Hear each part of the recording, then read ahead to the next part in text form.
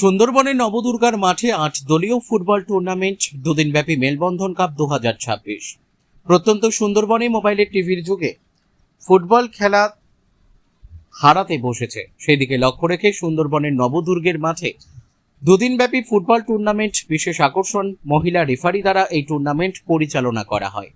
পঞ্চম বছরে পদার্পণ করলেও এই ফুটবল সুন্দরবনের প্রত্যন্ত এলাকায় এই ফুটবলের উদ্দীপনা ও দর্শকের ভিড় সাধারণ মানুষের নজর কাড়া। এদিনে দেখা গেল এই ফুটবল মাঠে প্রথম পুরস্কার ৪৫,০০০ টাকা সহ সদস্য ট্রফি, দ্বিতীয় পুরস্কার ৩৫,০০০ টাকা সহ সদস্য ট্রফি। কমিটির উদ্যোক্তারা আরও জানিয়েছেন, আগামী দিনে আরও বড় কিছু উপহার দিতে চলেছে এই খেলার প্লেয়াররা। বিভিন্ন প্রান্ত থেকে কলকাতা, ডানকুনি, শিয়ালদা সহ একাধিক জায়গা থেকে খেলতে আসে এই মাঠে।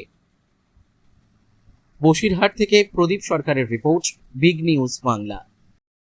একটা ফুটবল খেলা চলছে, সাধারণ মানুষ খুব একেবারে খুশি, কি বলবেন? কি বলবো, আমাদের প্রত্যেক বছর হয়ে থাকে, মানে এই পঞ্চম বছর পদার্পণ করলো, এই মানুষের ভিড় উপচে পড়ে। সেই জন্যেই আমি আমার সদস্যদের নিয়ে আমি খেলাটা চালানোর জন্য প্রস্তুত হই। প্রত্যেক বছরে ঠিক এই বৈশাখ মাসে শুরু করি, কিন্তু বৈশাখ মাসে এবার পেরে ওঠেনি, ঝড় বাতলা ঝড় বৃষ্টিতে আমাদের লন্ডন করে দিল। আবার আমরা এই জ্যৈষ্ঠের ৮-৯ শুরু করেছি, শনিবার ও রবিবার, আজকের শেষ খেলা, কালকের গতকাল চলেছে ৮ তারিখ শনিবার। কত টাকা প্রাইস? ফার্স্ট প্রাইজ ৩৫,০০০ টাকা সব ট্রফি, হ্যাঁ, সহ ট্রফি, তাছাড়া রানার চ্যাম্পিয়ন ট্রফি, আর ৩৫,০০০ টাকা সেকেন্ড প্রাইজ, রানার্স নসিব আলী মডল সেকেন্ড ট্রফি আর কি। কোথায় এটা? এটা কাঁঠালবেড়িয়া এই নবদুর্গা মাঠ আর কি, ব্রিজের পশ্চিম পাটগড় জমিন মাঠ, ব্রিজের পশ্চিম। আপনার নাম? আমার নাম পদ্মন মণ্ডল। কোন দায়িত্ব আছেন? আমি ক্লাবের সম্পাদক। আমরা থাকি, সকলে জগদীশবাবু আছেন এবং নিত্যবাবু আছেন, সকলে মিলে আমরা এবং সঙ্গের প্রত্যেকটা ছেলে অক্লান্ত পরিশ্রম করে এই খেলাটা পরিচালনা। এই যে টিমগুলো আছে কোথাতে আসে? সোনারপুর, যাদবপুর, কলকাতা, বিভিন্ন স্তর থেকে আসে, নাইয়া বিভিন্ন জায়গা থেকে এরা আসে এবং এরা এই ধরনের অনুষ্ঠান আমাদের সঙ্গে সহযোগিতা করে। কত দলের খেলা আর কতদিন?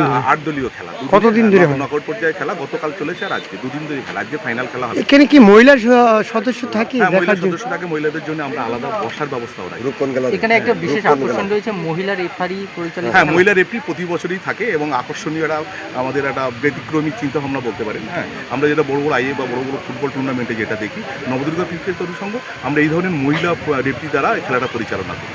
ঠিক আছে, এবং আপনারা আমাদের পাশে থাকবেন এবং আমি বারবার আমাদের সঙ্গের পক্ষ থেকে অনুরোধ করছি, আপনাদের মাধ্যম দিয়ে যেন এটা আরও ত্বরান্বিত হয়, আরও বিভিন্ন স্তরে যেন বার্তাটা পৌঁছে যায়, আপনারা সেইটুকু সহযোগিতা করবেন।